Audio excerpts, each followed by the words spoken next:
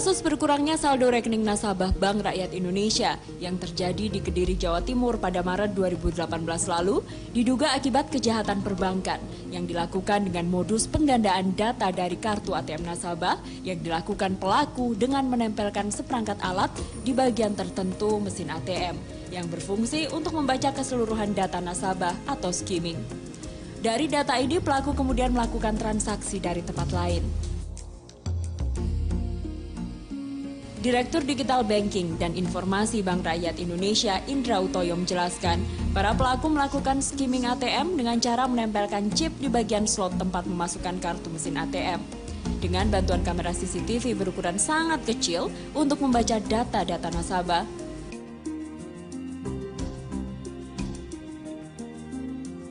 Sementara data yang masuk kepada BRI, jumlah nasabah yang terdampak kasus pembobolan ATM dengan teknik skimming yang terjadi di Kediri, Jawa Timur sebanyak 33 nasabah. Dan telah dilakukan proses penyelesaian berupa ganti rugi oleh pihak BRI. Direktur Konsumer BRI Handayani menjelaskan, dari hasil penyelidikan yang dilakukan oleh BRI bekerja sama dengan Bareskrim Polri, pelaku aksi kejahatan ATM skimming ternyata bukan dilakukan orang Indonesia, melainkan warga negara asing atau sindikat jaringan internasional dan dicurigai bekerja sama dengan warga lokal.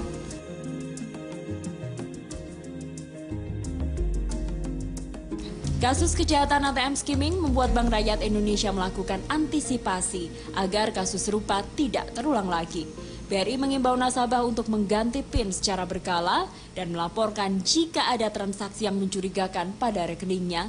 Sementara itu, aksi kejahatan dengan modus skimming ini bukan kasus kejahatan baru, melainkan modus kejahatan lama yang tidak hanya dialami BRI, namun juga dialami perusahaan perbankan lainnya.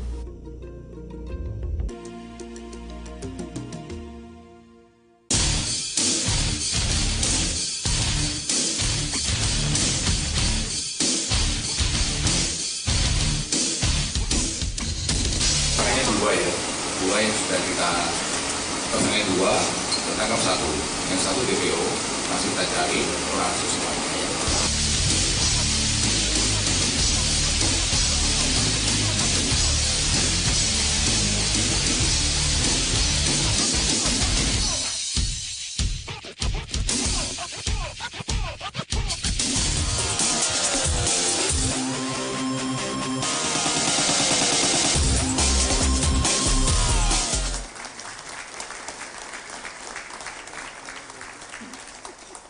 Ya, hadirin dan pemirsa, kita lanjutkan perbincangan kembali. Ya, benar sekali. Dan tadi sebelum jeda, Bapak Prasetyo sempat mengatakan bahwa kita harus bersinergi bersama agar kasus skimming ini tidak kembali terjadi. Pak Prasetyo, bisa diceritakan juga kepada kami, ini sebenarnya kepada perbankan yang memang melakukan kebocoran, apa memang ada sanksi begitu, Pak?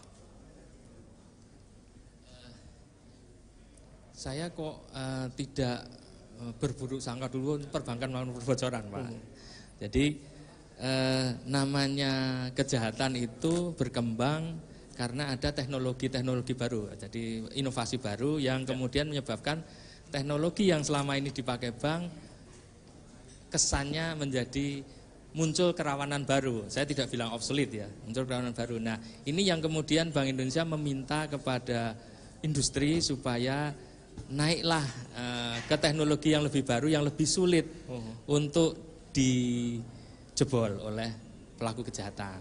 Tapi saya tidak mengatakan perbankan ada pembocoran, itu rasanya seperti menuduh tanpa bukti gitu. Baik, berarti memang tindakan evaluasi masih terus dilakukan oleh pihak-pihak terkait di sini ya. Betul sekali, dan selanjutnya kita akan bertanya kepada Pak Slamet Edi Purnomo, Deputi Komisioner Pengawas OJK. Pak Slamet, kasus skimming ini bukan pertama kali terjadi, kita tahu bersama. Lalu apa yang dilakukan oleh OJK untuk melindungi hak-hak konsumen? Baik, terima kasih. Assalamualaikum warahmatullahi wabarakatuh. Sebagaimana tugas OJK, sebetulnya OJK itu mengatur, ya, mengawasi dan juga ada melindungi. Di sini ada teman-teman saya juga yang bagian DPK Pelindungan Konsumen. Kami begitu melihat dunia sekarang ini adalah dunia zaman medsos, ya. Jadi pengawasan kita juga menggunakan paradigma baru, ya. Jadi begitu kita mau monitor setiap hari terkait dengan media yang muncul, baik online maupun media cetak ya, itu yang kita keyword pertama adalah bank dan fraudnya itu. Kita muncul ada skimming pertama itu yang waktu di Kediri. Saat itu pun kita langsung inisiatif menanyakan dulu ke jajaran direksi bank ya, apa penyebabnya, langkah-langkah apa yang harus dilakukan. Yang penting buat saya adalah bagaimana memprotek dana nasabah ya. Yang pertama harus dilakukan adalah tolong dana nasabah diamankan. Artinya harus ada tanggung jawab dari sisi bank untuk bisa mengganti dana nasabah itu. Tentunya ada mekanisme di dalam ya, verifikasi dan sebagainya. Karena ada juga pihak-pihak yang memanfaatkan ya, sehingga angka itu bisa berubah dari waktu ke waktu karena perlu ada verifikasi. Karena ada yang memanfaatkan juga. Yang mungkin dipakai oleh istrinya, suaminya yang klaim, tapi sebetulnya itu diklaim bahwa ini skimming padahal belum tentu. Ya. Hal-hal kayak gitu kita juga harus fair ya dalam menyikapi. Terus kemudian karena ini perkembangan terus berlanjut, kami mengumpulkan hampir semua bank yang punya ATM kita undang. Ya. Kita undang. Penekanan pertama adalah penyebabnya apa? Dari kasus yang terjadi ini lebih ke magnetic stripe ya. Artinya kartu-kartu baik itu kartu debit maupun kartu kredit itu yang magnetik Mas. Dan itu masih banyak. Ya, kalau itu cerita nanti bagaimana kok magnetik yang tidak yang pakai chip itu nanti ada hal alasan tersendiri. Tapi hampir sebagian besar masih sifatnya magnetik sehingga mudah untuk dilakukan copy dari skimming tadi.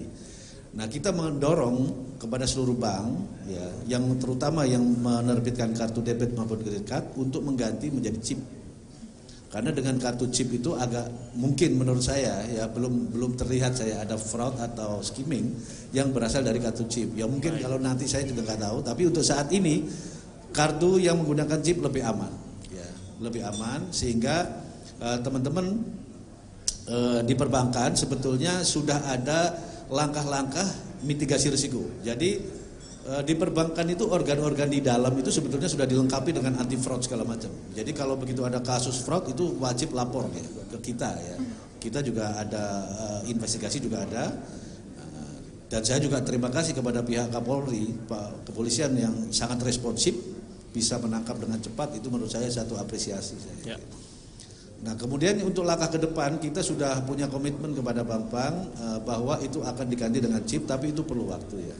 Dan ini memang ada cost yang cukup besar ya. Ini nanti bagaimana, apakah ini dibebankan kepada nasabah ataukah itu jadi beban bank? Sebetulnya ini kan masalah sharing pelayanan aja. Jadi nanti ke depan kalau itu sudah menggunakan chip saya kira lebih aman ya. Mudah-mudahan untuk saat ini dari skimming seperti itu ya. Tadi Pak Slamet mengatakan ada proses verifikasi sebelum pihak bank melakukan penggantian kepada nasabah yang menjadi korban skimming. Seberapa panjang proses verifikasi yang akhirnya bisa dilakukan untuk menyelesaikan permasalahan ini? Ya tentunya sebetulnya bank itu kan lembaga layanan ya yang sangat basisnya trust ya. Ya kalau terlalu lama nanti ya pasti ada konsekuensi bank ini dinilai ya kurang bisa melindungi nasabahnya. Jadi kalau kami dari sisi otoritas jasa keuangan mendesak segera untuk menyelesaikan itu.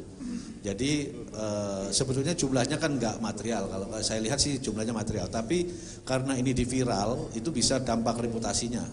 Jadi kita dalam menilai tingkat kesehatan yang saya bilang risk-based rating ya, itu salah satunya juga bagaimana bank itu mampu melakukan satu mitigasi risiko dari risiko operasional. Jangan sampai ini kan risiko operasional ya, fraud ya. Mungkin karena dampak dari eksternal maupun dari internal, tapi ini efeknya bisa ke risiko strategik. Jadi ini yang nanti kita bisa diskusi, kita evaluasi dan kita selalu monitor, Pak. Baik, terima kasih Pak Slamet. Betul sekali. Dan pemirsa, kami akan melanjutkan perbincangan ini usai jeda berikut ini. Tetaplah bersama kami di Coffee Break bersama Kapolda Metro Jaya.